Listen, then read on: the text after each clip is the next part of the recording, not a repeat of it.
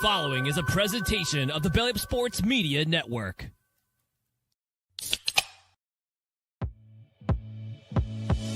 You have to play your way out of being on Hard Knocks off-season. Learn Chinese, buddy. Konnichiwa. It's a me. Oh my God! Now they make the playoffs next year with Sanders as their quarterback. Steph Curry walked so Caitlin Clark could run. In fact, the cup should go back to Canada, where it belongs this next go-round. No, I like to suck on him a little bit first to make sure I get all the salt out. Where was Nick Bosa on January 6th? Hey, everybody, what is going on? It is Tuesday night. That means it is time for another edition of Craft Brewed Sports. I am Mike. With me, as always, is Scott. Scott, how was your sports weekend this weekend, man? Oh, my God. A team of mine won. It was great. 1-0, baby. And cut our ne'er-do-well Michigan kicker. Good sports weekend, man. I've been so excited for you to ask that question all weekend. It's amazing what a little kicker getting cut from the roster does to uplift your spirits. It really does. It just turns everything around for you. I noticed you didn't talk too much about baseball there. Are you completely checked out? Are you done paying attention? Braves are still playing. That's not the question I asked. You answered a different question. Braves are still playing. I don't like checking out on baseball. I don't. But between losing in the first round of the fantasy playoffs and the way things are going for the Braves, woo! I'll see you in the spring, baseball. No, love you. You lost out on the first round of the playoffs. Yeah. My bad, man. You didn't mention that recently in your sports weekend. So Yeah, well, it just happened this past week. I got annihilated too. It wasn't great. But to be fair, I had traded away all of my assets after starting off 9-0 because I saw the writing on the wall, still made the playoffs, and while I got trounced, I'm in a good spot for next year. So I'm going to come back with a vengeance. hold on, you were allowed to trade away assets? Because I tried to do that and I was told, no, I'm not allowed to trade away assets. So I don't like this, how this is shaping up here. I feel like that's because I want to go back. I started a league with that's like keeper and future, and so yeah, you're allowed to do that in my league. When I make the rules, the things get done a little bit more differently. So my draft is stacked for next year, baby. I am glad to see a smile on your face after so many weeks of asking how your sports weekend was, and it was terrible. The first time in a while. International break, so no Arsenal losses, no FCC losses. How was your sports weekend? And bye week for the Fighting Irish, so no Notre Dame losses either. That's right. It was tough. Been through some stuff, but it's okay. It's okay. We still have the Rockies. That's fine. That's all that matters. It's okay. We've been through some stuff. That is like the vague book posting that you see the high school girls post. We're going through some stuff. Going through some stuff, man. What's going on? What can I do now? Can I help you out at all? You're talking. Well, I mean, the plus side is Tulane's posted 4 W's since last week. So, I mean, it's not really all bad. It's just there's some things that have hurt a little bit. So, but don't worry. I've kind of heard some feedback here. So we're gonna turn things into be a little bit more productive, a little bit more useful for you all. So stay tuned there. And we're gonna soldier through, right? We're gonna keep on marching, and we got a lot of football. So that means a lot of prop bets, a lot of opportunity to make up those losses and get back to where we belong, which is in the black. I started Mook. I put in a little parlay on Friday night, Chiefs, Chargers. I was like, all right, we're going to get, I had a little Chiefs alternate money line or alternate spread. I had, I think it was a Travis Kelce receiving prop bet and Xavier Worthy anytime touchdown. So as soon as he went down in the first quarter, I was like, well, I can turn this game off. I don't care anymore. I hate betting. Everything sucks and I never want to do this again. I was wondering because you said that you blew your parlay on the first drive, and it's like, what do you do in parlay and first drive results, man? Like that's the teaser, Nope. That's the wet the whistle. You don't ever really get to the point where you put that in your 4-legger. And yeah, I need to get some picks out there. I haven't been great about that, but I will say, as far as folks who are on FanDuel, they're running some of their $2 million prop bet stuff where if you bet an anytime touchdown score Thursday night, if your person's the first or the last touchdown scorer, you split the $2 million bonus bet prize pool. Deebo Samuel. Get that guy on your prop bet anytime touchdown scorer line. Deebo Samuel is going to hit. I don't know if he's going to be first. I don't know if he's going to be last, but honestly don't matter. So put your money on Debo and it'll be worth it. Take the betting advice from the guy telling you to bet Debo Samuel. Debo Samuel, baby. All right. Let's go. We have an awesome I think show. he's from Chi-Town. Not to be confused with Debo the squirrel that I saw at the Cincinnati Zoo this week. And those motherfuckers are hard. Let me tell you. Step Don't on mess their around, turf, man. you should get jacked. They are gonna steal your stuff. You got a snack in that backpack. The squirrel is gonna find it at the Cincinnati Zoo. Listen, we got an awesome show tonight. There may be proof that the NFL is rigged. I've seen videos, and we might have definitive proof this week, so we will talk about that. ESPN has released their Power Football Index for the week, and you will not believe who is number one. We've got I want to know which dumpster fire team you guys think is going to be able to turn it around after week one.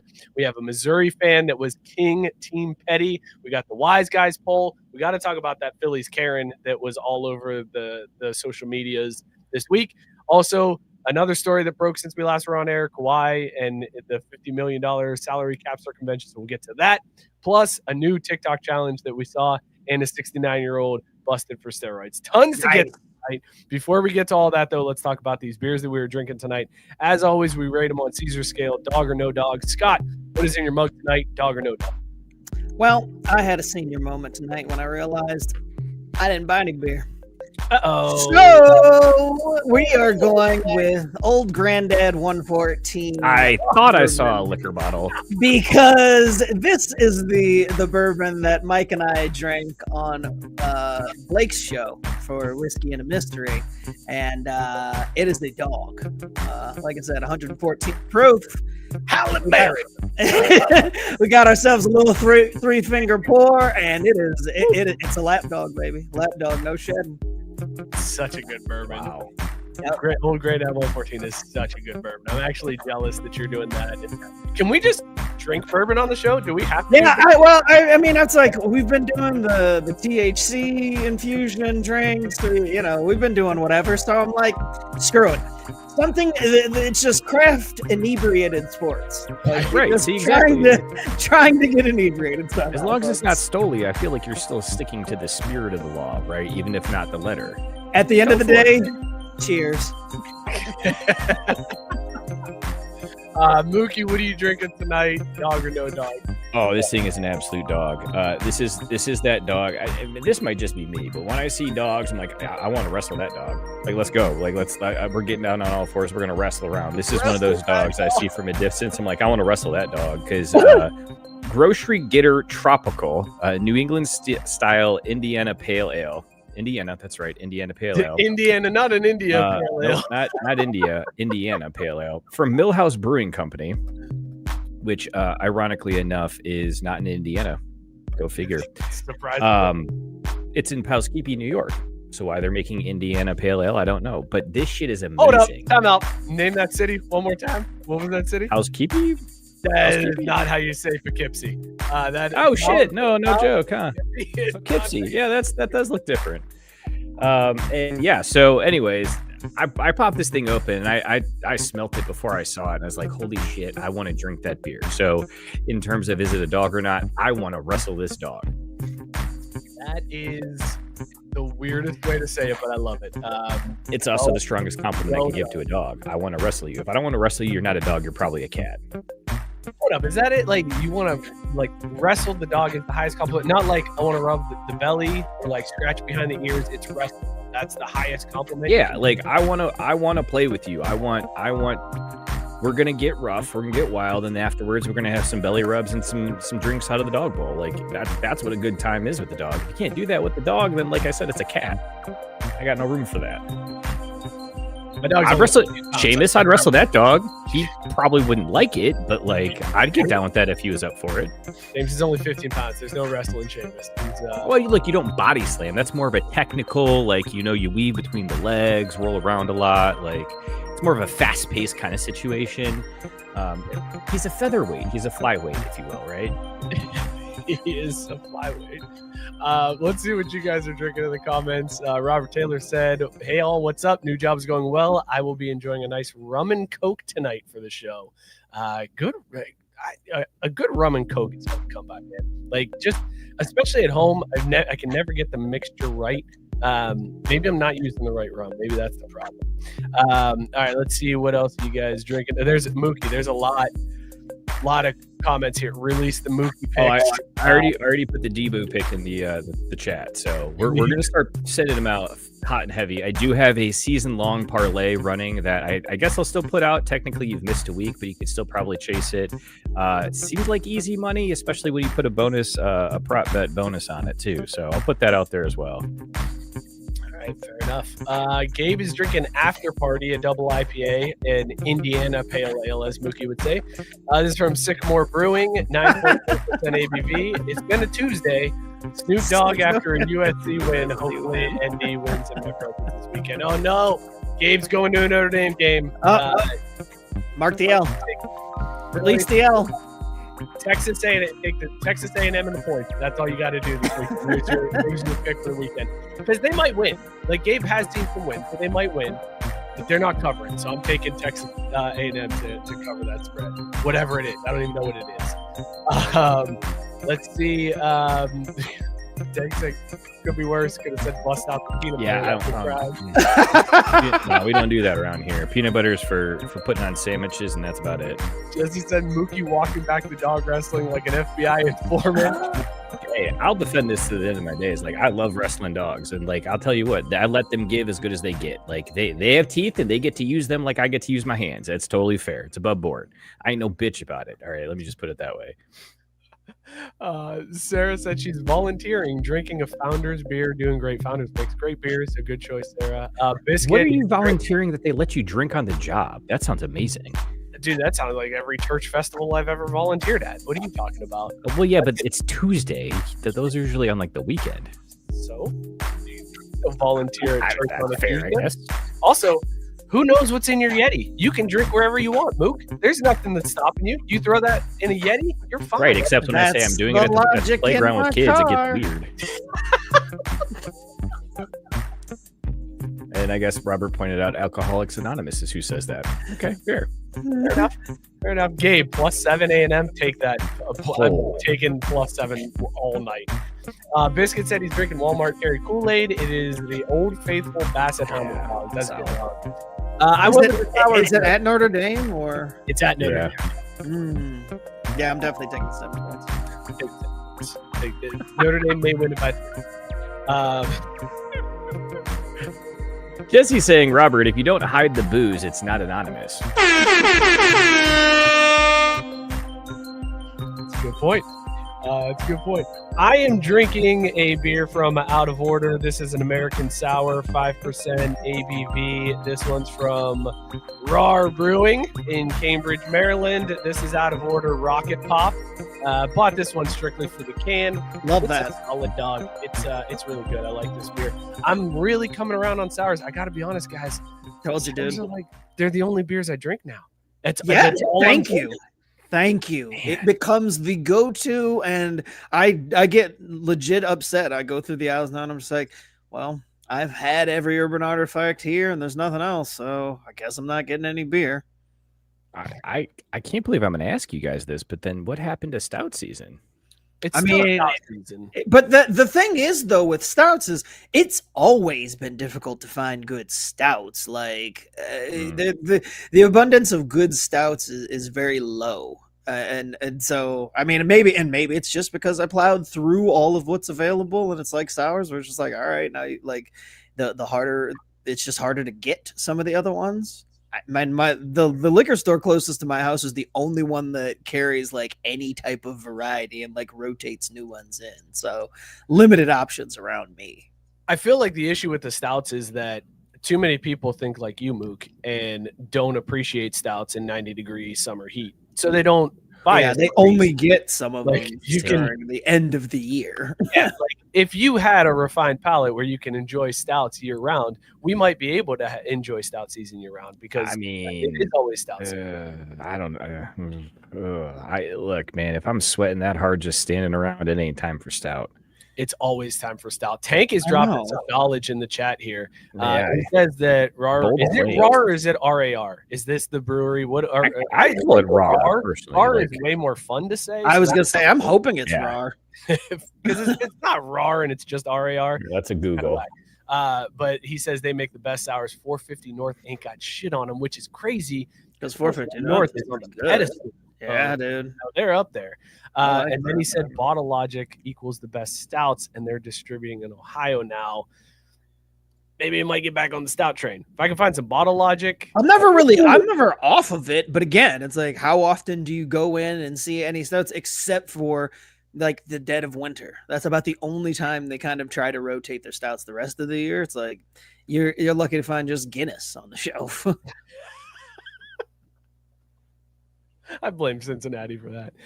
Well, saying Untitled Art has Bottle Logic beat. I do think Untitled Art is delicious. They've got some great stouts. I haven't had enough Bottle Logic to make that claim, but I'm still blown away by RAR over 450 North. I mean, what I've had so far is pretty good. So but I haven't had enough of either one. But now I'm gonna go down this rabbit hole. We're gonna figure it out. Decide which one I like better. Let's start off this show, though, fellas, talking a little football.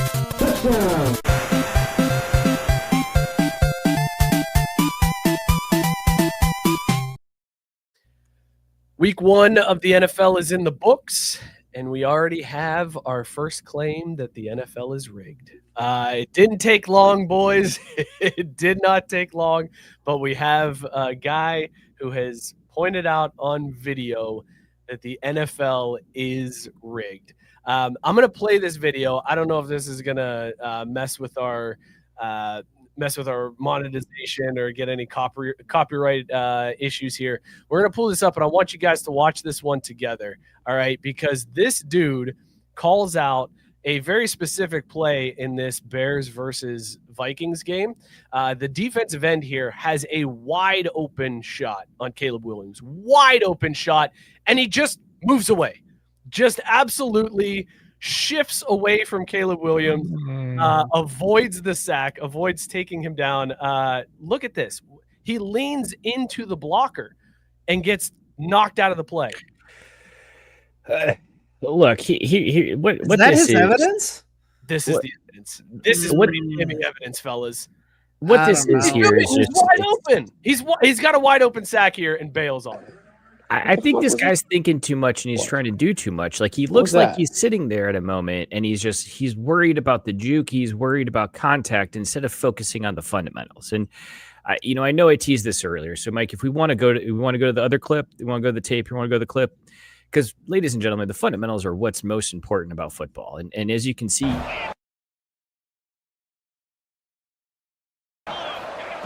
he'll try to throw and pick up the first down. That's my favorite part. Mookie is trying to talk this out, and he's muted.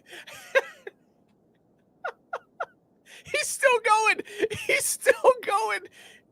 Mookie is still trying to talk, like looking at this, wondering why nobody is responding. You can't unmute him. I tried to help a brother out too, but I couldn't mute it because it said you muted yourself. You dummy. I did, didn't I? That is really unfortunate because the point was what I think this guy was struggling with is he was trying to do too much instead of sticking to the fundamentals. Situational football, knowing what's going on and just sticking to your fundamentals, like getting your hands up when you're blocked. Guys, right here. It's a clear as day shot on Caleb Williams. Clear as day. But see, give it roll. Okay, right there. Stop right there. That tape. You see Caleb start to lean forward, and this is where the guy starts to freak out like he's about to get shot out of his shoes. No, you go for center mass. You go for center mass. You don't try to play. But he squares him up. He's still squared up there after the juke, and then launches to the right. But that's my point. He got away from his fundamentals, and as we saw on that two-lane clip. Hold on. You know what? One more time. We'll roll it. You got to stick to the fundamentals. Know your situational football, know your reads, and don't get cute, right? You take the points going into halftime to break that zero. You get your hands up when you're getting blocked. Do the basics, do the fundamentals, and then you'll be fine. This guy was trying to do way too much. That's the issue here. That's what happened against Caleb. And yes, once again, Tulane won the bell in the rivalry matchup. But I don't think it's rigged. I think that's what you're seeing happen here. Mookie, you're crazy. I'm gonna be. I gotta agree with Mookie that I'll. Here's what it is though. It's not that it's not rigged. I still believe that the league is rigged, but that's a poor evidence.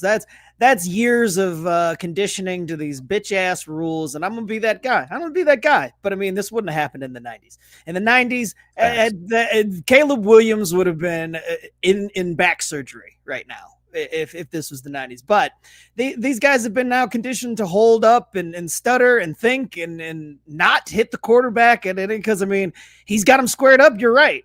But then you got to believe it's like, oh, wait, if I blast this guy, am I going to get called for a penalty? Like, are they going to screw me over here? Like, it looked like there was a slight apprehension, and then he got blocked out of the play. Like, again, that goes back to the conditioning that they're taught. You can't really touch the quarterback anymore. So operating as intended. This is today's NFL. This is what y'all wanted, or this is what they said we wanted. We wanted to create more offense. Can't touch the quarterback. Can't tackle guys with any force. So this is what we get. Claims of riggedness because guys are too afraid to actually hit the quarterback. And I think what makes it even better is that, like, not only is it riggedness, but all of this, I can't hit play, but all of this just to have him check down. For a 2-yard completion. He threw the ball 30 yards for a 2-yard completion. Like, so that's what happened. Oh, interesting. There's to be honest with you, there's so many better plays that if you wanted to like demonstrate riggedness like that, that just ain't one of them. That ain't like it. And the way that the guy's doing the replay, it's like, yes, I can see where, but like, no, that's not evidence of it being rigged for me. And again, it's early in the season. I understand. All the buttons. We're struggling for content, so we got to do something. But here's the real question, Scott. I know you watched pretty much every snap of that game last night because you're a huge NFL fan. Well, no doubt, bear down. Bear down, exactly. All offseason, all we heard is how Ben Johnson is going to fix Caleb Williams, how he's going to get back to basics, get to the fundamentals, and help that kid sort himself out. Did you see any signs of that last night? Or is it true Caleb Williams is just a Trojan and worthless? That's a very specific question directed in the Trojans aspect of it. But I'm going to point out something that Jesse mentioned a second ago, that Williams isn't a starting quarterback in the 90s in the NFL because also reasons, true. Which is very true. AKA all the more reason why. No. oh, wait, sorry, hold on. I think Scott, let me. I can help you out. Race card. There you go. That's what we're looking for. We're going for, not the nail polish. And so I hate to, I hate picking apart. Like, I'm like all celebrating the, hey, all sorts of black quarterbacks. It's great. But man, with a lot of black quarterbacks comes some black quarterbacks that are going to suck. And Caleb Williams is just one of those that's just not good. Like, I didn't see anything. I never really saw all that much at USC. Like, I didn't understand the excitement at USC. I didn't understand the excitement in the draft process, and I don't understand with the results we've seen so far. Like, he just doesn't look like that good. Well, and that's the thing that blew my mind is the Heisman voting. And I think it literally was just that year where there was like, who else are we going to give it to? Because a quick Google search, and Sarah, that's too by now, by the way. Can you name, I'll give you, Scott, name one guy that he beat out for the Heisman Trophy that year. One finalist. Oof. What? Give me the year, because God, I don't even remember. It was 2022. I mean, yikes! Nobody because Bryce Young won the Heisman, right? He did, yeah. I think. Yeah. Okay, so that was it. I was gonna say, so that's year, dude. I can't even remember who he went up against. God, this is crazy. It's probably a list of nobodies, right? It's a list of one nobody, one dude who I think is still playing ball, and one dude who's actually pretty good, and it's kind of shocking to see how their trajectory shifted. So Max Duggan, now not Max Duggard from the I don't even know who that is. TLC show. Yeah. Quarterback for TCU is the runner-up. And then Stetson Bennett from Georgia was third, and CJ Stroud rounded it out. Yep, Jesse, right on the point there. Stroud, Bennett, and Duggan. So 3 quarterbacks, and they had to give it to one of them. So, God, I mean, yeah. I guess giving it to Williams was the only choice out of that foursome. I mean, I don't very unforgivable. I remember Stroud wasn't as good as he was his rookie year. Like, I mean, he was fine, but I don't think Heisman winning fine. Well, I think, again, he got bit a little bit, too, by the fact that he played for a loaded OSU team that year. And so, again, it was a lot of, well, hey, great for, CJ, but look what he's got around him, right? And Caleb Williams has got nothing when he really is nothing. So let's just say, I can't believe I'm going to put this out there, but, man, I was really happy to see a Wolverine win last night instead of a Trojan. So, yeah, but a lot of great games in week one here. The Niners won one that you could argue was entertaining, but really was more just close. It was entertaining because I think the two teams are equally bad. They're not, like, neither team is all that good, but there's still that division rivalry aspect of it, and there's still good enough players, I think. But I mean, it was just a demonstration of two okay teams just in general. So a good win to get, but not anything to write home about in the scheme of things. For me this year coming into it was just going to be let's see what we got here. It's like a soft reboot. So, there's not a whole lot to do. And then, 5 minutes into the season, Kittle goes down. And so it's like, all right, well, here we go again with the injuries and whatnot. So and that's, I was listening to the radio this morning. They pointed out that the Niners struggled to 9-8, 8-9 season, but were absolutely decimated by injuries last year. And they're like, so this year they came in banking on youth and health. And what don't they have after week one? Either of those things. Gabe asking if Mike got pissed off and left. He might have gotten pissed off and left, but I think he's on kid duty. I think the wife summoned him up to help deal with the kids, and so someone bleeding from an eye or something. Or I guess that was the neighbor kid. I don't know. Who knows? Oh yeah, sure. Robert, you're right. I should let Mike chime in. His team actually had a huge win. The Bengals, for once, starting off hot. Mike, how are you handling that news and processing that?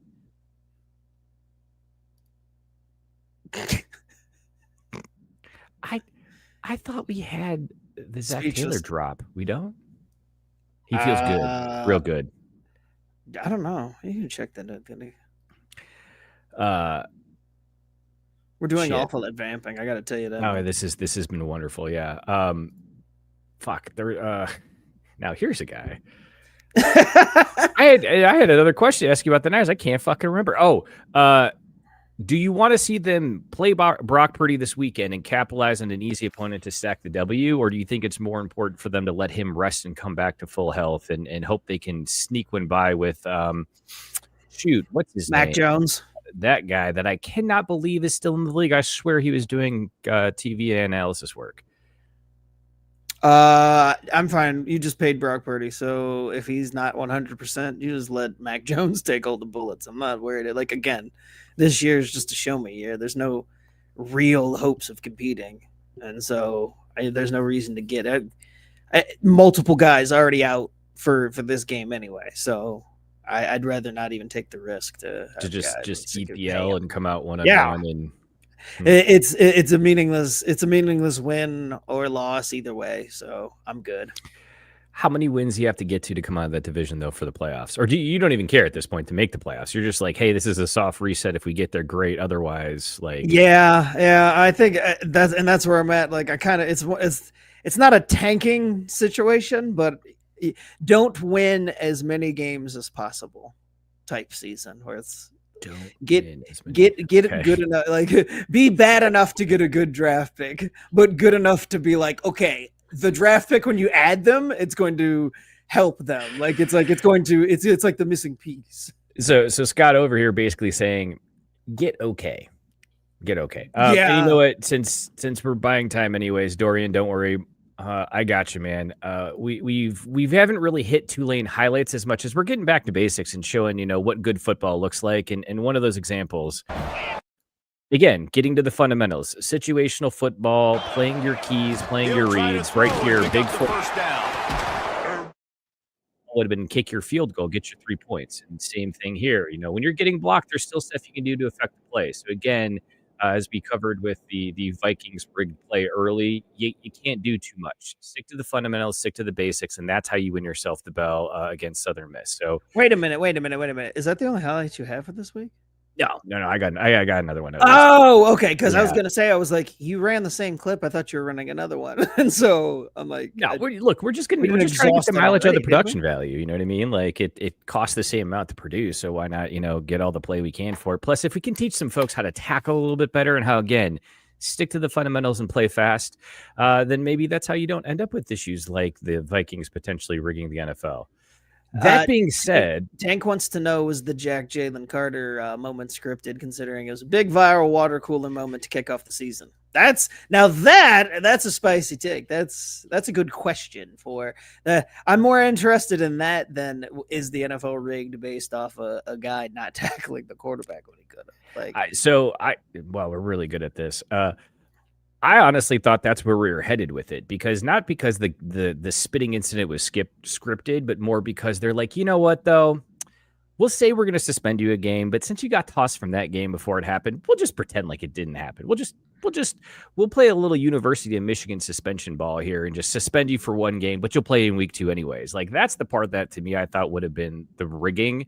But yeah, maybe it was because like I know the Cowboys and Eagles hate each other, but does he really have that much, negative energy towards Dakota this early in the season when the Cowboys haven't been shit to the Eagles for, I don't know, 3 years?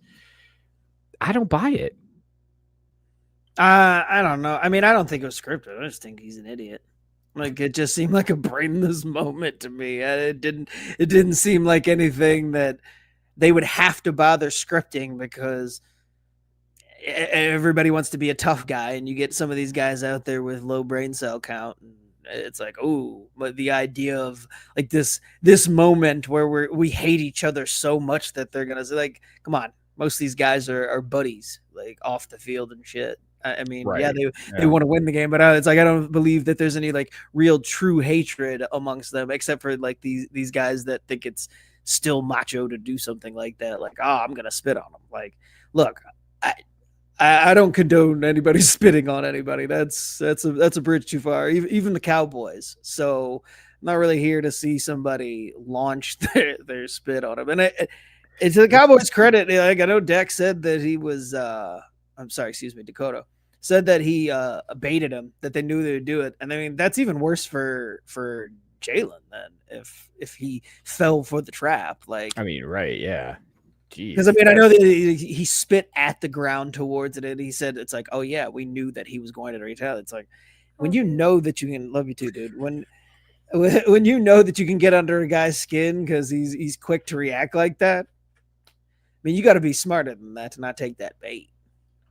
So early in the season too, man. Like first play. I was gonna say it's opening night, right? Like, how do you have that much frustration? You know what? And it was banner night. Did you know it was banner night? Because Nick Sirianni wasn't aware it was a banner night. So again, another reason to me, I'm like, how are you coming out in that hatred headspace? But I guess when you're a D lineman, that's kind of what you got to do. Did you watch, and it was part of the early games, going back to what Jesse said earlier, the Bucs Falcons game was way more fun than it should have been. I caught the end of it. Yeah. It was like the bonus coverage locally. So I saw you want to talk about the last 3 minutes of the game, and so, which seemed to be the most interesting part. The best part. Yeah. You want to talk about a case for a stereotypical case of kickers' lives don't matter. That was it. Oh, yeah. Because you want to talk about rigged, manufactured, drama. And yeah, Tank's right. It was fire. It was highly entertaining. Michael Penix Jr. looks real though. Like that kid can ball. Like they might have found something in him. I was a little surprised, but they paid the right tackle because again, he's a left-handed quarterback. Atlanta could be nasty if they can find someone to kick the ball through the uprights from 44 yards away. I don't know, just saying, I'm not doing anything on Sundays. Give me a call. But again, it was so intense and it didn't need to be. If what's his name from the Bucs sticks that thing through the uprights to get, up 4, completely different outcome. Some young ho, is that a name? Something like that. Yeah. I honestly can never remember every time I see it. I was like, when when he was standing there doing practice kicks, it's like, oh, that's right. Atlanta has him. And I'm like, all those times that people made those jokes about, I'm like, I'm pretty sure that's not pronounced like the way anybody has ever been saying it. Young Hoku. Yeah. Young Hoku. Kind of rolls off the tongue, though. It feels kind of nice. Outside that, Scott, what other NFL games you watched this weekend? I couldn't stay up late enough for the Bills Ravens, but man, that one was back and forth when I read the alerts the next day. Does that hurt either of those teams' chances of making a Super Bowl run? No, it's week 1. It's 3rd and 2, essentially. Like, I mean, it's a fun matchup for the opening weekend, and I'm sure that there's every reason to believe that they'll match up again in the playoffs. I mean, there's probably an early AFC championship preview, if we're being honest, like assuming health for both their quarterbacks. So I don't think the loser of the game, no matter what, wasn't going to be in a bad situation. So I'm just waiting to see if Robert took that bait, but it doesn't seem like he picked up on it because yeah, you heard what I said. Tank asking, how drunk do you have to be to shove Lamar Jackson? I don't know. That guy in the stands was shoving not only Lamar. It's like every Raven. He's shoving everybody.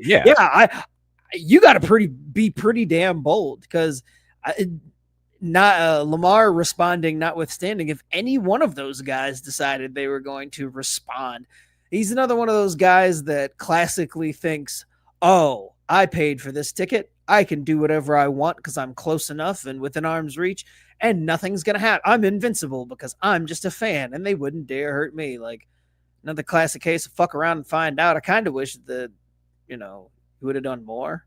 Which I mean, the NFL. Lamar did more to the fan, not the. Yeah. I wish that Lamar would have done more to the fan, but he didn't get fined for it, right? Because the fines and all that stuff came out today. I saw the fine for Jalen, which was funny because it was just under 60,000, like $59,643.76 or something stupid. It's got to be something they're like, oh, it's 2% of your game check salary, because it's like a weird fucking number. But so does that make me the naive asshole that is surprised that something like this hasn't happened sooner? I mean, you've got the Lambeau leap, you've got a lot of dudes that will do that at Lambeau who don't play for the Packers, other stuff like that. And this, like, I can't remember another time that something like this actually happened. When you get those players so close to the sidelines like that, celebrating afterwards, I'm almost shocked there hasn't been something happen sooner or worse. I guess I have too much faith in humanity because when I see stuff like that happen, I'm like, why would you be that asshole? Like, who do you think you are to be able to just shove like another guy just because you're in attendance and an opposing fan? So to answer your question, like, no, like I guess I don't expect somebody else to do that. Like I understand the fans of the home team and jumping up and doing all that and high-fiving and wanting to pat those guys because you're celebrating with them. Yeah. But when you're shoving an opponent or opposing team that you're not the fan of out of anger, I don't like get the fuck out of here with that shit. I don't understand it because I would never think about it because I'm like, who would do that? I'm more saying, I know, like, Scott. Me having faith in humanity is what Sarah's asking, but you're growing soft, man. It's not. I guess it's not faith in humanity. Bills. I just have this normal thought process, and it would never occur to me that I would just be like, "Oh, hey, there's a Raiders player or there's a Cowboys player. You know what I'm going to do if they get anywhere near me? I'm going to shove them and smack them in the head when they come by. Because why? Because I paid for a ticket and I feel entitled enough to do that. Like that's never a thought process. And Biscuits, that's exactly what I'm saying, man. Like I'm a little surprised it doesn't happen more often because the way that some of these touchdowns end up so close to the stands, like there's plenty of opportunity for bad shit to happen. So I guess in a way, glad it hasn't yet. And Robert, I wasn't talking about being worried about week 1. I think I was more commenting on how Scott just wrote you guys out of the AFC Championship game and is already penciling in Bills Ravens V2, I guess, later on this year. Oh man, yeah, a lot of great stuff to cover for the NFL, but Robert, Jesse, the one opening the can here. So until Mike gets back, we can reset with football. But you want to talk a little baseball? Eventually. I was like, I'm Here it is. Oh, shit. All right. So for those who didn't see it, yes, Karens go to baseball games. Who's surprised that they're in the outfield there? But there's this wonderful moment. Dad catches a home run ball, immediately walks over, gives it to his kid. Turns out it's kid's 10-year-old birthday party, celebrating the family, having a great time. Gives the ball to his kid, gives him a big old hug, whole family smiling or whatever. And I'm sorry. I'm laughing because Jesse pointing out it was a smooth transition. But also, can I take the wheel here just for a moment? Go for it, please. Because to set the stage, we're in Miami. Philly's on the road. Philly fans out in left center field. Now, the ball is hit away from the dad and the son. Like, admittedly, the dad runs, to the end of the row. Not many fans in the stands. It's Marlins game.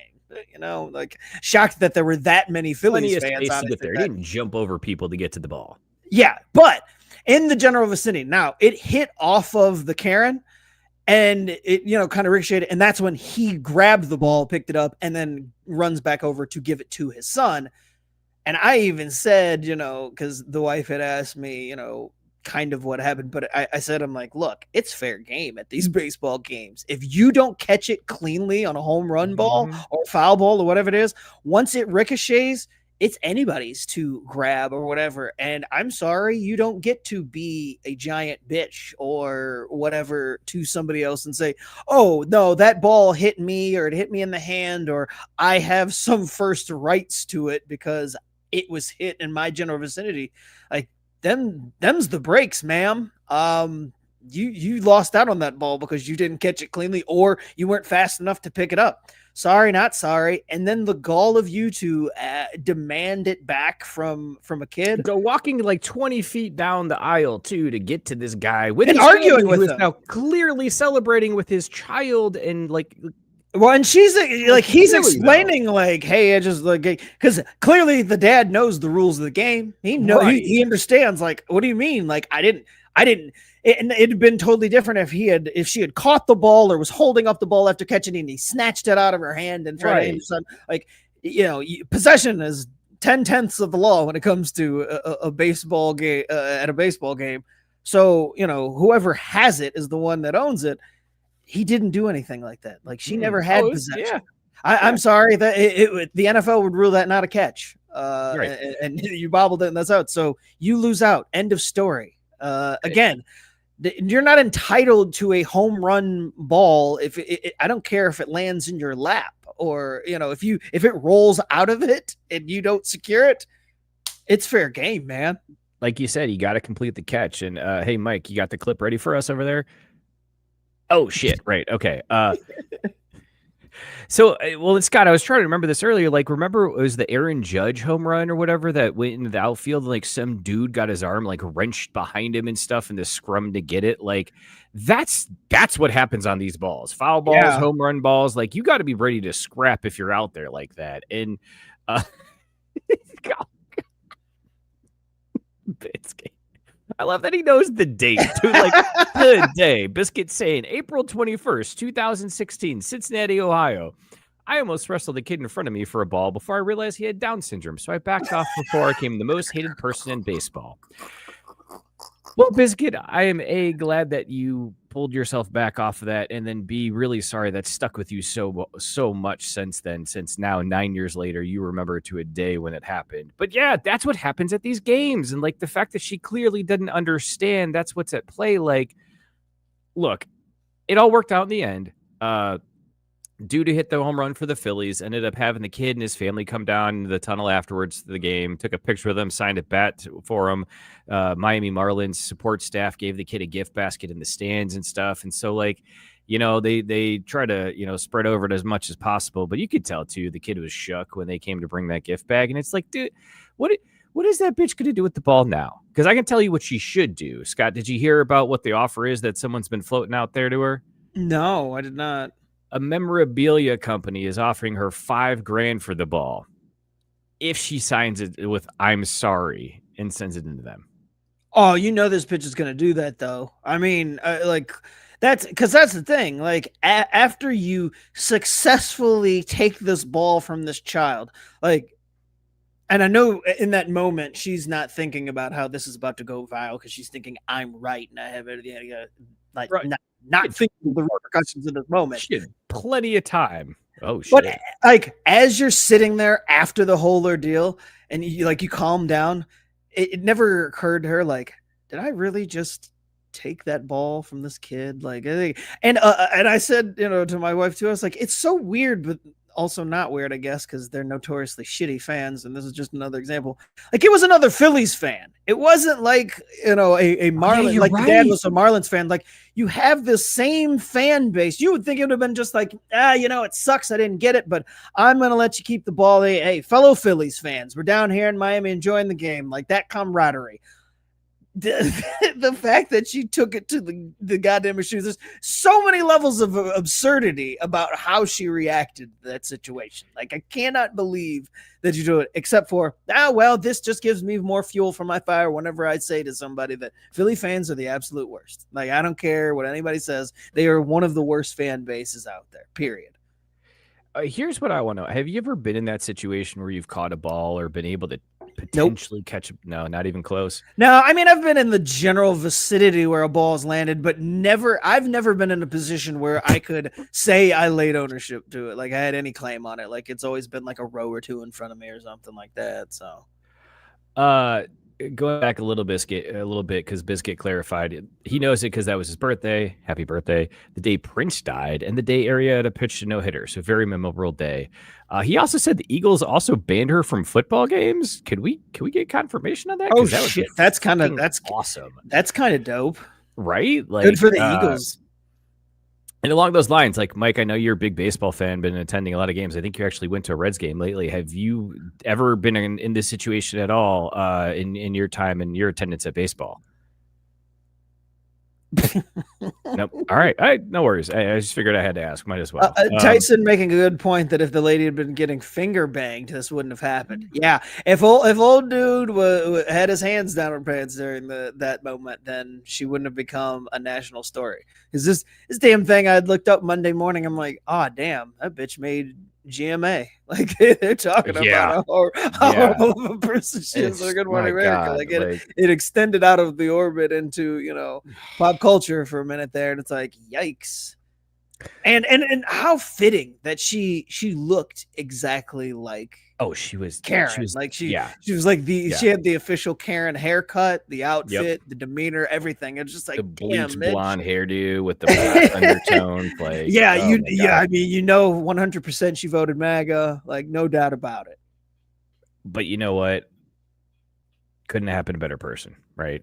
Like, at the end of the day, ultimately, hopefully she gets roasted and gets what she's got coming.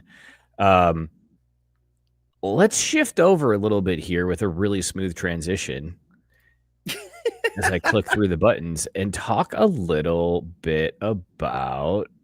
We have a basketball draft. There it is. Boom shakalaka! I just dragged something. Whoa, that was weird.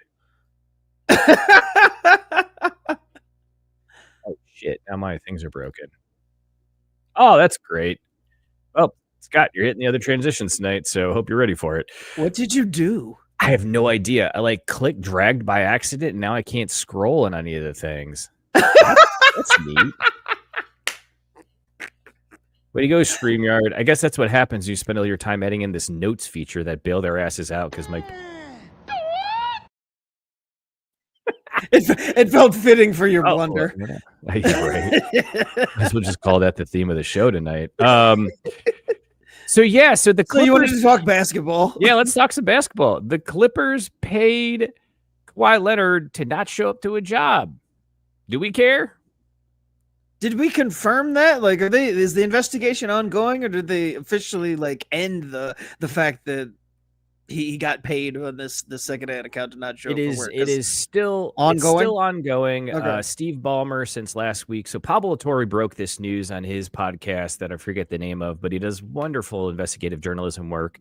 He actually broke another story after that. I can't remember right now, but basically what it was is the Clippers owner Steve Ballmer had a $50 million investment in a startup fund that was a startup company that was aimed around like green stuff, eco-friendly stuff, and they wanted Kawhi Leonard to be a spokesperson. And allegedly, he got paid $24 million over 4 years, plus additional, boosts and incentives or whatever, to be a spokesperson for this brand. Except in the contractual language, it basically said at any point Kawhi Leonard could opt out of the deal and not do any of the obligations and still get all his money. And someone involved with the now defunct LLC says that Kawhi Leonard never showed up or did anything. He was literally on the payroll just to get cash. Steve Ballmer came out after this story was released and basically came out very aggressively saying this is not what happened. I was defrauded as well. The former president and CEO of the company that has since folded is now under investigation by the SEC for securities and fraud.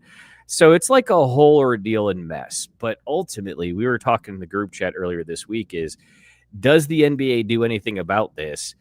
And is it because they think what Steve Ballmer did was wrong, or because the owners are pissed now that they got their shit put on blast and this loophole is going to be closed? Yes. Wonderful. No, I mean, I think that I don't know how upsetting this is. Like, I mean, if you're, I guess the only owners that should be upset or outraged, or, have take any issue with it would be the ones that aren't doing it themselves. I would say the poor ones, right? Yeah, well, I mean, I got to tell you, when I heard this news, my first thought was, that seems low budget, but also, can you do that? Like, is that a thing? Like, shouldn't everybody be doing that though? If that's right. Like, if that's how that kind of goes, like, it was one of those like light bulb moments. I'm like, I guess I never thought of that happening, but why wouldn't it? Right? Like, who would not be willing to like circumvent the cap by handing off more money? Oh, this is awesome. Now Mookie's gone. I'm back.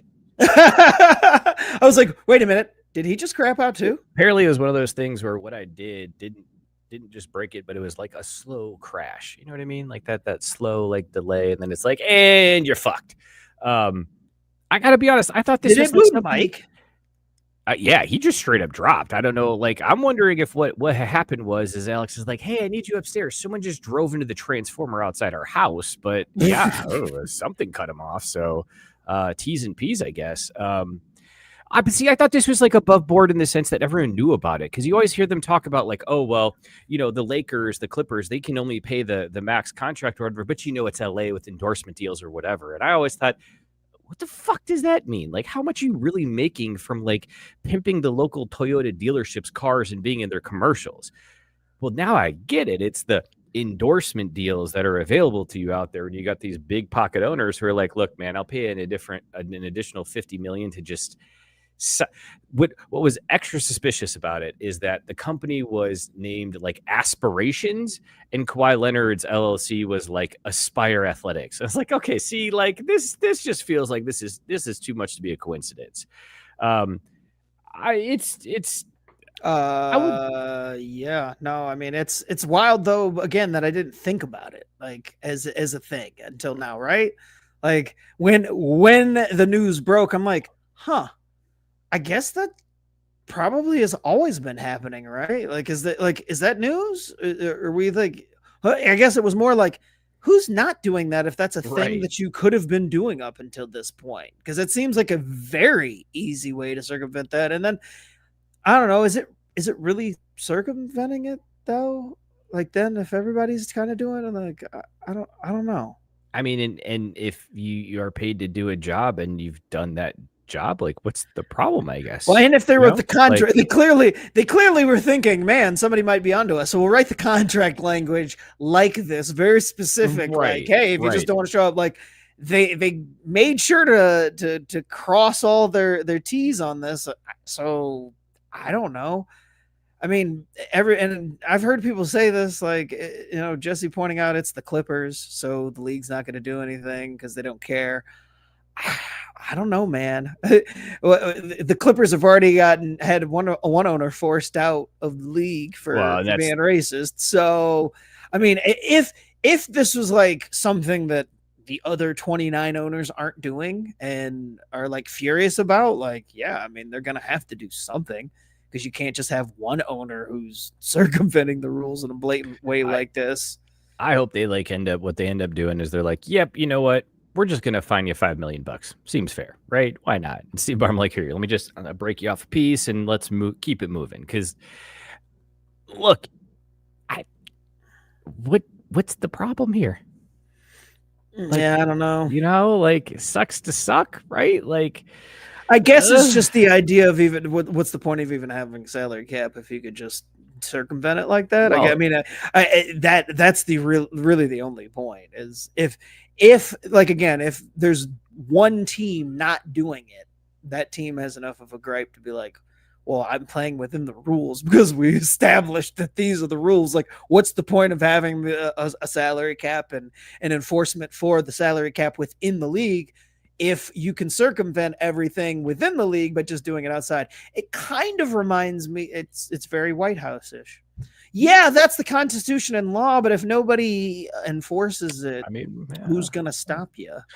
So now I'm against this, and they need to kick Steve Ballmer out of the league. Yeah. Like, I definitely talked myself into no authoritarianism. Steve Ballmer's got to go. Yep, can't have this. This is not okay. There's a part of me too that just like, who cares? Because at the end of the day, did it make the Clippers better? Yeah, I mean, I guess. I don't know, but it is, again, there's always going to be some team that are, but yeah, but I mean, if we had Kawhi Leonard, then we could have been a better team, and, you know, it could have led to us doing X, Y, and Z potentially. And I mean, that's all you have to argue is that this could have happened, but these guys were over here breaking the rules, so it couldn't happen. Even if Kawhi Leonard would have never signed with said team. And if that butterfly in Japan wouldn't have flapped its wings and landed on the other flower, then, you know, the winds change. You're right. You are absolutely right. That is all true. And absolutely, you know, that is why the Knicks didn't win the title this year. So throw the book at them. Where do we want to go next? Because, I mean, I think the TikTok challenge has got to be where we can't not. Yeah, let's go to that. Do we have a button for TikTok stuff? Nah, man. It's just random. All right, how about this one? I'm ready to go crazy because the Celtics are going all the way. Yeah, that felt right. So I think you know what the 10-10-10 challenge is. Do you wanna boot this one off for us?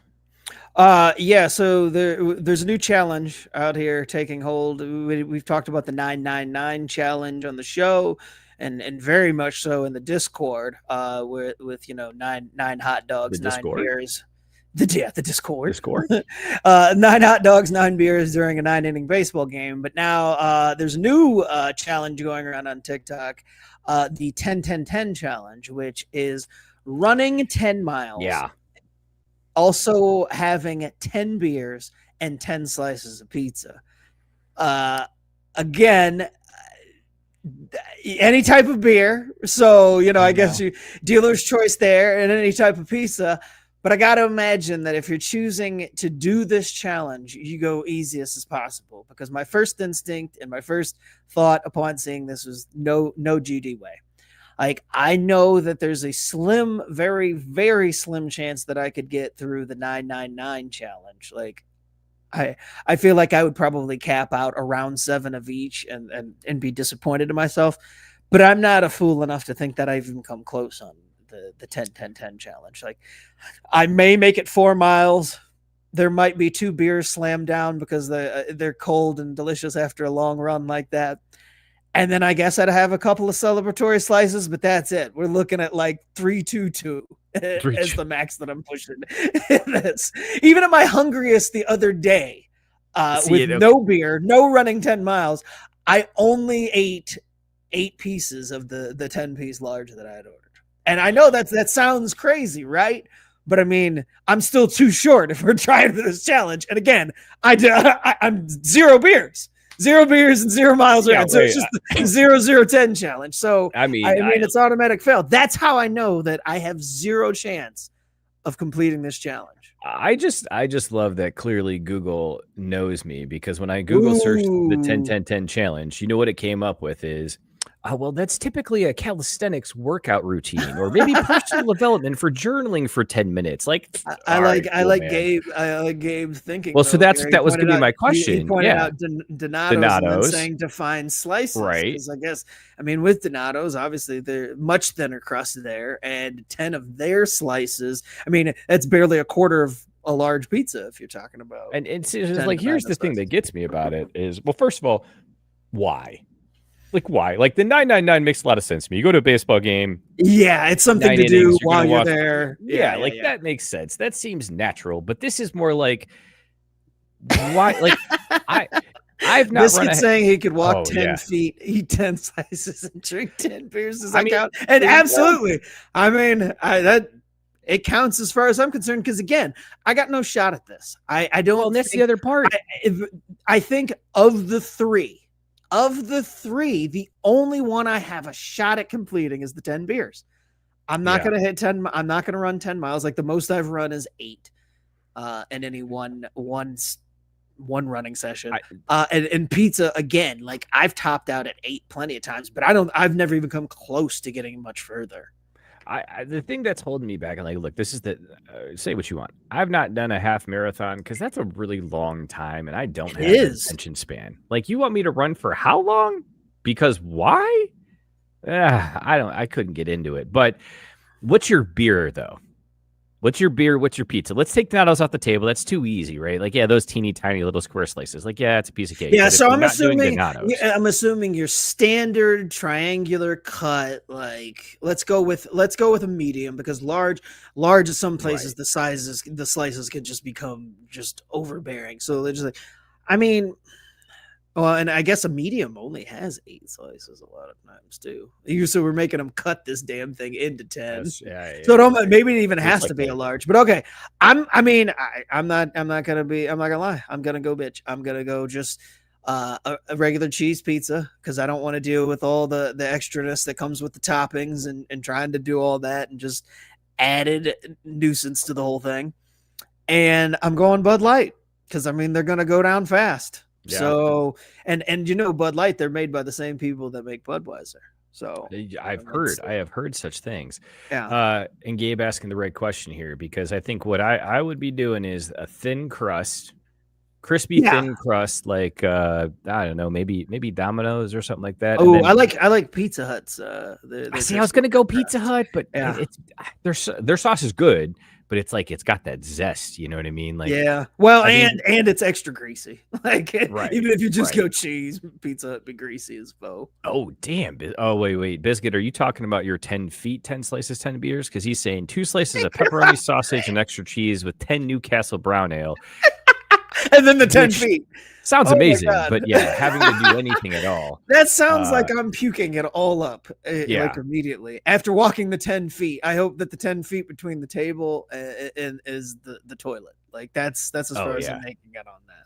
Well, I guess, if you're running 10 miles, you're out in the country somewhere. So you could just pull a Joe Hall and Tank pointing out that he doesn't like mixing his exercise and gluttony. That's a good point. That's right. Again, like, why did this happen? Why is this a thing? Who came up with it though? That's what I want to know. Who was sitting there thinking, what would be a cool challenge would be this, like, right? Because you got to imagine it was a runner, right? And a runner generally isn't downing 10 slices of pizza and 10 beers. So I don't know, man.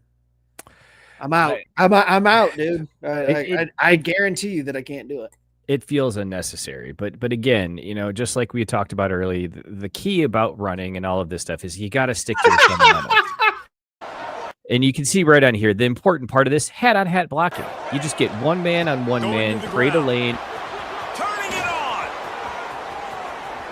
And you block next. Same thing. You got to just read your keys. Keep it simple. Quarterback on the read option has got one key to read.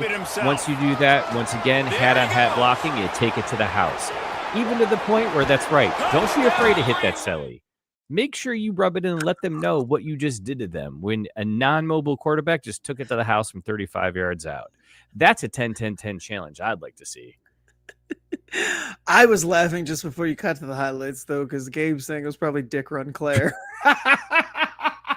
That's it. That's a good candidate for the creation of the 10-10-10 challenge. I feel like that she's definitely a prime suspect if we had to make that's fair. But see, I feel like she would do it upright too, though, and she would. I mean, I don't know if she's a full glutton for punishment, but I feel like Tank pointing out that easy mode would be cheese Donatos and Mick Ultras. Yeah, Mick Ultra is 0 because then you're basically just drinking water at that point. What would be the worst 10 Tank says the worst would be nightmare mode, a Detroit style pizza, and 10 BA stouts. God, that sounds awful. What is a BA stout? Not sure. Badass. I mean, a thick bitch stout. I can see that. I mean, it doesn't matter if you're drinking just in general 10 stouts for this challenge. I think that's tough enough. I don't know any quantifiers, but God, Detroit style pizza, barrel age, says Robert. Jesus Christ. Oh. Yeah, no thanks. That's how you end life early. What do you think you could pull off more reasonably? 10 slices of Detroit style pizza or 10 barrel aged stouts? 10 slices the Detroit pizza.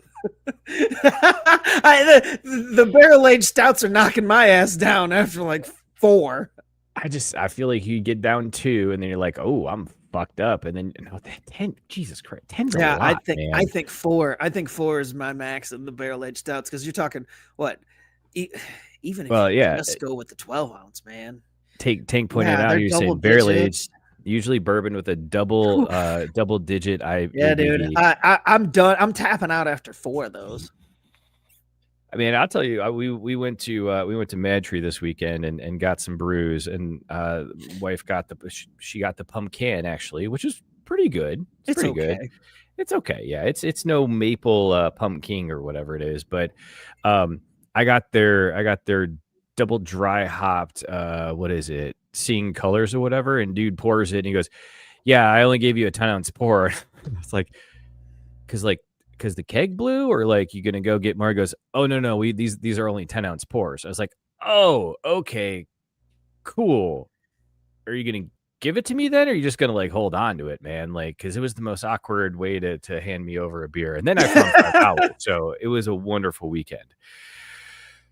And Gabe's that's maybe he's saying that if you had enough barrel-aged stout or beer, you could run forever. You won't remember it. But how are you getting home? Like, I'm vomiting everywhere too. Like I'm not making it through the run. I'm vomiting all of it. In Biscuit, it's not that you can't do it because he's saying I can do both. I ate 8 slices of Chicago stuffed crust pizza on my own. Detroit pizza isn't an issue. To be fair, you are still 2 slices short. Hold on a second. 8 slices of shit. He didn't qualify how long it took him because a college football Saturday is a long day, my friend. I know, but 8 pieces of pie in one day. Because look, I love me some Chicago deep dish. I am not one of the haters, but woof, like more than 2 in one sitting that's a lot of pie. Oh my God, dude. I'm dying. I'm not making it to 8. I also like Jesse pointing out it's not 10 miles in the line. Like, I feel like it'd be like a Family Circus cartoon where it just got like the dotted dashes all over the place, like zigzagging around, where maybe that's what it is. You can run your 10 miles all within the brewery because you're just meandering all about.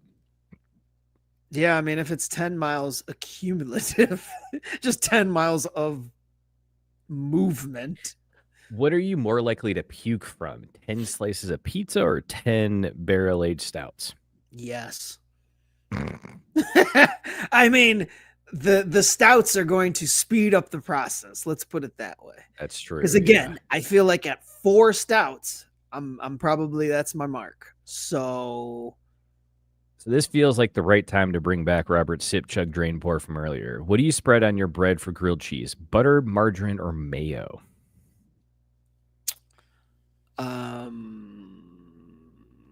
I do butter. Yeah, but it's not really a sip chug drain pour, is it?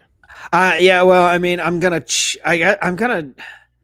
I mean, I'll sip butter because that's what I use. I'll chug margarine and I'll Drainpour mayo. But I'm not one of those mayo haters. Like mayo's fine. Oh, yeah. If that's what you've got, it works. I mean, Right. I don't. There are some people out there that are anti either one, mayo or butter. Like they're like, that die on that hill. I'm fine with either way. As long as the cheese melts and the bread is toasted, I don't Right. really give a fuck how it got there. Like, I think that's the right answer too. Like, I'll take whatever you're making for me, man. And if it's me making it, I'm gonna take whatever I see first in the fridge. Like, really not that picky. Biscuit did clarify it wasn't deep dish; it was stuffed pizza, not stuffed crust. I thought you missed the crust word there, but he's saying it was crust on bottom, cheese and toppings, and then crust on top. I just thought that I just saw Chicago and my mind went to deep dish. And Same here. I blacked out after that, just thinking about eight pieces of that. It's really more like a calzone at that point, if anything, right? Or a stromboli. Yeah.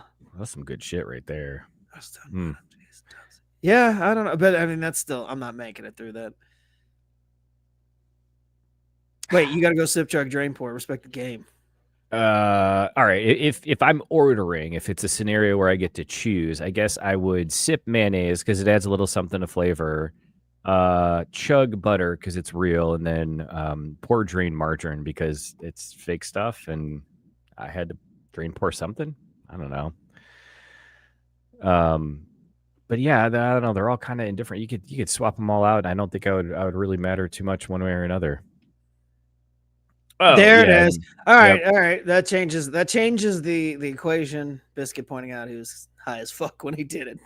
Performance enhancing drugs. That's fair. I wish I could remember what the most amount of some bullshit was, but there's been some incredible ones where I'm just like, I definitely didn't intend to eat that amount, but I was able to with PhD. So is yours more or PED, I can't believe I ate that much, or is it I can't believe I ate that? It's always I can't believe I ate that much. I mean, I usually don't eat things that I don't want to. It's just I eat an amount of the thing that I wanted way more than I thought was possible. Like if I'm not, I'll be like, oh yeah, like the full bar started way over here. When I'm like, not only am I not full, I'd like to have some more of this. And then I'm like, that was about 3 times as much of that thing as I usually eat to get full. How the hell did I do that? I will now have. Where did it go? Where did it go? Where did it go? Because it's in here somewhere, Yeah. Oh man. Take now coming up with the patented 200 challenge. A 200 migger of THC, 200 loaded nacho chips, and 200 push-ups. I would love to see somebody try this. Yeah. Oh my Christ. That would woo. I gotta tell you this. First of all, I'm never making it through 200 push-ups. Not a chance. Not a chance. And I'm going to eat the loaded nacho chips. I'm going to attempt to before I take the 200 migger, because the 200 migger is putting me on my ass. I'm fucking out. I might be I might wake up in the hospital. So there's nothing happening after. Yes, Robert, 200 migger. M as in Nancy. Okay. Ooh, Jesse asking a question. What kind of chips? It doesn't matter. Biscuit also asking, can anyone do one push-up? Yeah, that's what I'm saying. Like in that scenario, 200 megs comes last because nothing's happening after the 200 megs. Well, like, no, honestly, unless you're talking about, oh man, I don't even know how long 200 megs. 200 megs probably doesn't give you much time to set in either. It's probably like you're on that roller coaster probably. See, that's like where I feel 20 like minutes, and then you're not getting off for like 12 hours. You pound it up front. You knock out as many push-ups as you can. And then you write it down somewhere you can see. Okay, although we gotta remember now, you don't have to take 200 up front, right? Like that's true. Because thinking about like the rest of these challenges, it's not as if you have to ingest the equivalent of 9 hot dogs at once. You're spreading it out. So I guess you could spread the 200 megs out.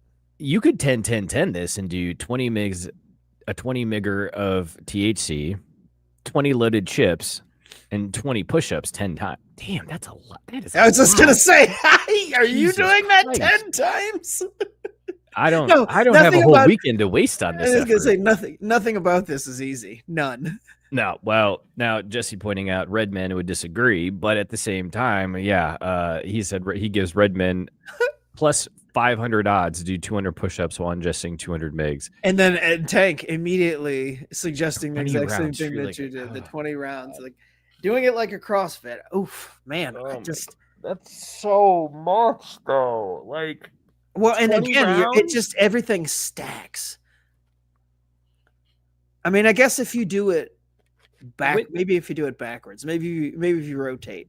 So like, I pop 10 migs real quick, do 10 push-ups. Now I got a little bit of hunger. I eat the 10 nachos, but we're now starting it over. So now I'm already eating 10 nachos. Let me eat 10 more. So I do 10 more. Then I'm like, all right, now I'm gonna go back over to the push-ups. Do 10 of the push-ups, and now I circle back to do the other 10 migs. Like maybe you have to find a way to like Great. Now, rotate this. now do that whole cycle 9 more times. My God. Well, no, that would be twice. That would be twice through. Like that'd be 2. I would only have to do it 8 more if I made it through that first cycle. I think Biscuit's onto something here because Tank wasn't very specific in his push-ups, and Biscuit saying, what if the push-ups are the orange sherbet in the tube? Oh, I might be able to get close if they're the push-up sherbet things. I don't think I'm able to eat 200 of those. Well, either. yeah, because you're doing. Oh my God, yeah, That's you're so right. Because much he said sherbet. 200 push-ups. Yeah, 200 sherbet tubes. Like Oh my Lord. I don't think I can look at Fred Flintstone's face for as long I as it know, would take right? me to eat Ugh. that too. Oof. Gee. Would you rather the 200, 200, 200 or the 10, 10, 10? If you had to complete one and your life depended on it. I'm going for the 10, 10, 10, then I guess. There's slightly more control. I don't know if I don't know if I survived the 200 megs. Like within the time frame that you're needing to do all this. There's no way. There's no way. Because like a mile is look, at your fastest, you're running 8 minutes, right? Worst case, I you're getting up and I there. was going to say, so you're not sprinting 10 miles. Right. Yeah. You got like 10, 15 minutes to recover and like psych yourself up and talk yourself into that next piece of pizza, that next beer. And Sarah saying, and enter diabetes after 200 Fred Flintstone push-ups. And yeah, Jesse, exactly. That's what it is. It's way easier to split the 10, 10, 10 because you got some downtime. And I think that'd be the problem that 200, 200, 200 is you get there's a way you could just say, you end up just doing it all straight through because the 200 milligrams get you fucked and you don't know what's happening. And the next thing you know, your arms are falling off your body. You're full of loaded nachos and who knows, maybe you're in the neighbor's backyard half naked because you're on 200 milligrams. Like, oy. Speaking of which, Biscuit saying I do the 10, 10, 10, but my walk will be like the new Stephen King movie. I'm really intrigued to watch that. I don't know if anyone's seen it early. Yeah, it's called like The Long Walk. I think it's like a Hunger Games, but they got to walk really far, and if you don't make it, you die or something. I don't know, but it looks good. It's a Stephen King film, so it can't be that bad, right? I think that's the tagline. It's a Stephen King film, so I mean, it can't be that bad, right? It's at least worth finding on the high We've seas. done some decent adaptations of his stuff. Yeah. It'll be fine. It'll be okay. We'll fix it in post. That should be the tagline of tonight's show. Because we can't do the Wise Guys poll. Oh yeah, I don't think Mike probably had it as set. It did, but I don't think it's in the thing I got here.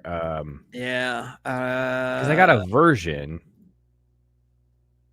That's last week's, maybe. Could still be accurate though. Yeah, I don't even know, man.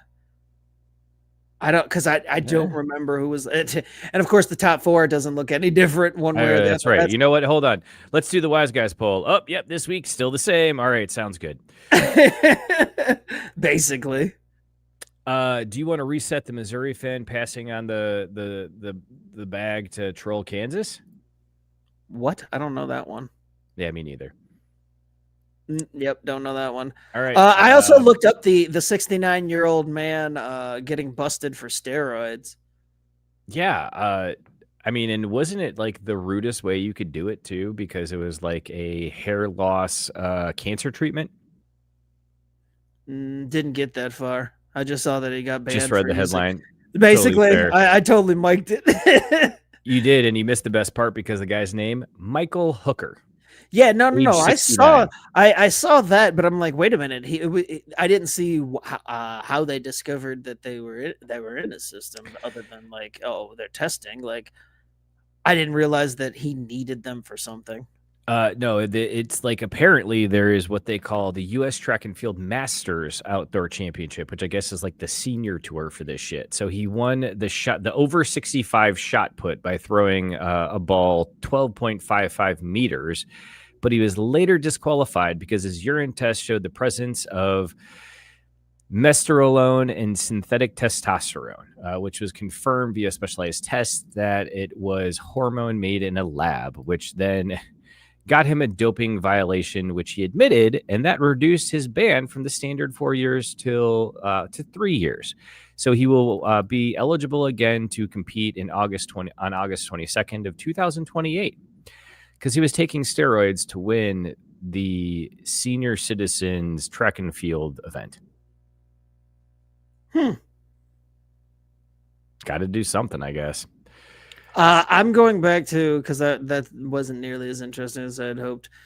Biscuit saying that the long walk is you walk at 3 miles per hour, no stopping, no slowing down. If you die, or if you do, you die. Last one standing wins a bunch of money. I kind of want to do this. I feel like I'm going to die. I don't think that I'll win, but it sounds like a fun, like Squid Game. Way to go out. A fun Squid Games type competition. Right. Like that's it's something that I could do. I don't know that I would win, but I feel like I could compete. okay. Sip, Chug, Drainpour. The long walk, 10, 10, 10, or 200, 200, 200. I'm sipping the long walk. Because I feel like I'm putting you could be murdered. Hey, look! I feel like I'm going. Right. I feel like there's a equal chance that I die at doing all of them, right? Yeah. So I'm sipping the long walk. I'm chugging the 10, 10, 10, and I am pour draining the 200, 200, 200. I think there's a 100% chance I die doing that one, or come as close as I've ever come. So yeah, I mean, I man, look, I'm gonna pour drain the one thing that has a guaranteed threat of death attached to it. So the long walk and eat a dick. I will be passing on that. I'm going to chug the 200, 200, 200 because that still sounds god awful, but at least no one's shooting me at the end in real life. Like I will eventually sober up and realize they were just hallucinations.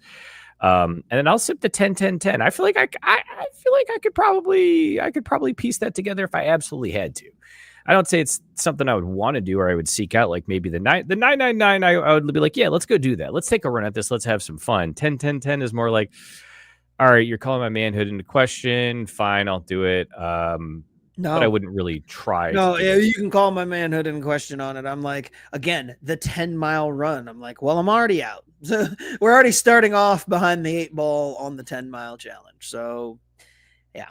And then again, there's little chance that I'm getting through 10 slices of pizza.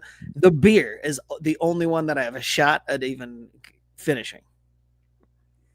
And we got to spread those out. If I tried to do even 10 Bud Lights like right now, I'm gonna be so done. Like so done. My tolerance, you know what though, is so low these days. So let's paint a positive light on this. At least society has evolved to the point where we're not trying to do the 1 gallon of milk challenge or the Tide Pod challenge anymore. At least the stuff we're doing now doesn't directly murder you immediately. I mean, the long walk might, but well, yeah, I mean that's a movie, which is apparently not even based on a Stephen King book. So, like, what the fuck? What makes it a Stephen King movie? Like, since when is he a legit director? That doesn't mean he directed it. Could mean he just produced it. He just hung out for a while at one of the readings, and now he That's gets to generally slap what his name on it. Yeah, that's generally what producers do. What? Tank is hitting all the challenges tonight, and I like it because I asked that question: who's coming up with these things? But I'm guessing that I was going to say it is probably similar to this, with people just goofy spitballing until one pops up that doesn't sound totally ludicrous. But right. Tank coming up with a new one: the South of Seven Challenge. 7 sevens and sevens, a tray of 7-layer dip.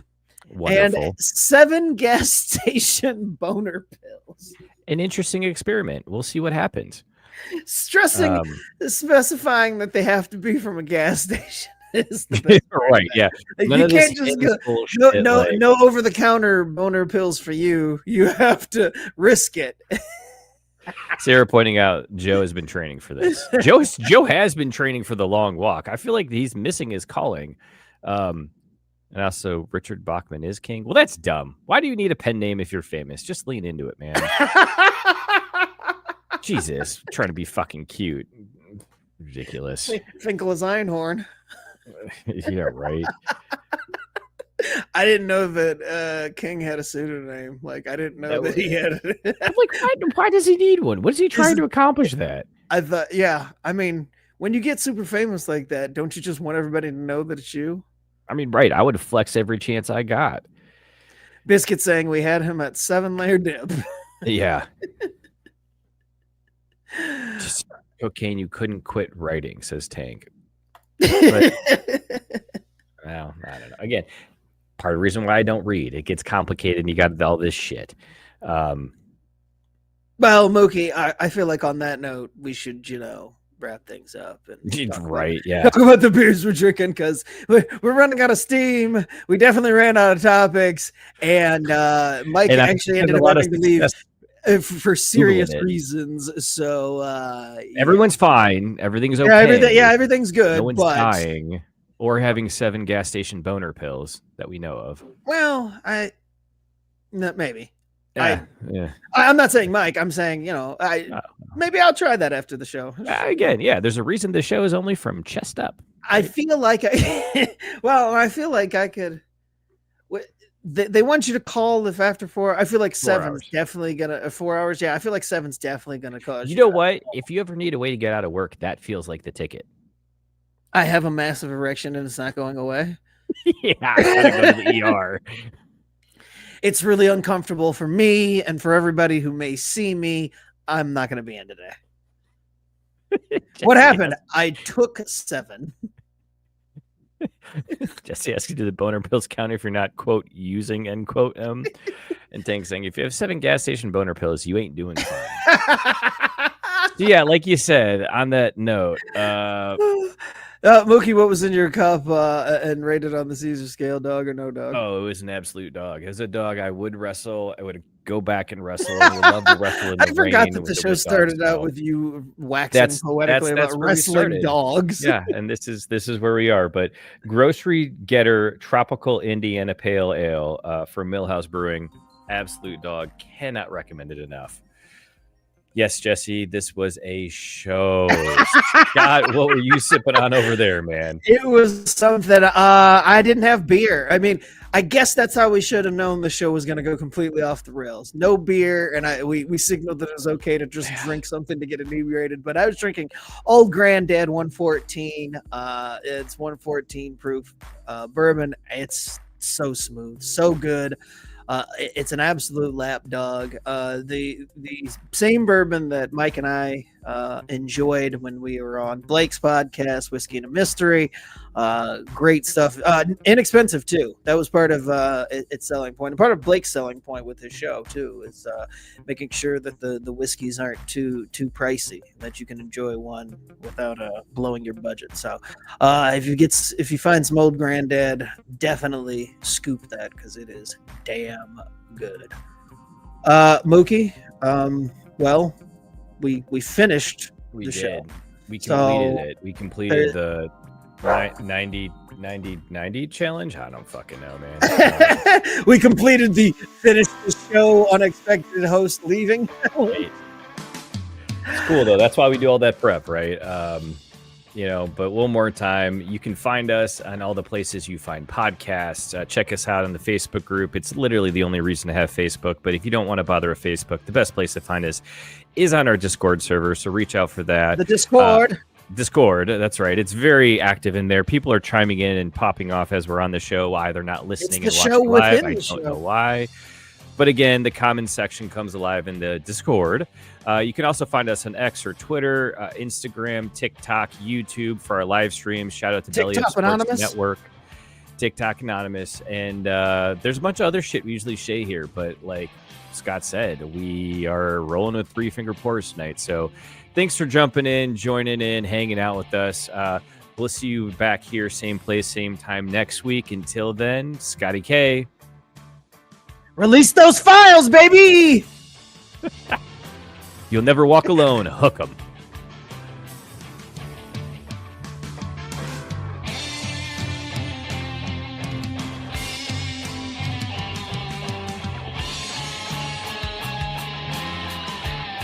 God bless you. Go Irish.